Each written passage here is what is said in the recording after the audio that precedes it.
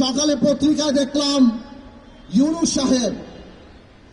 সাহেব আজকে সকালে বলেছেন যে আগামী ডিসেম্বর কিংবা জানুয়ারি নাগাদ বাংলাদেশের নির্বাচন অনুষ্ঠিত হবে।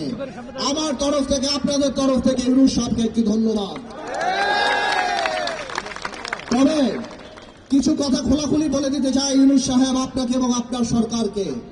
ইদানিংকালে আমরা দেখতে পাচ্ছি আপনার কিছু উপদেষ্টাদের কিছু কথাবার্তায় যে তারা আমাদের প্রতি এমন বিরূপ প্রতিক্রিয়া দেয়, এমন ভাবে কথা বলে, এমনকি মনে হয় যে এই আন্দোলন শুধুমাত্র তাদেরই আন্দোলন। আমার ভাইয়েরা,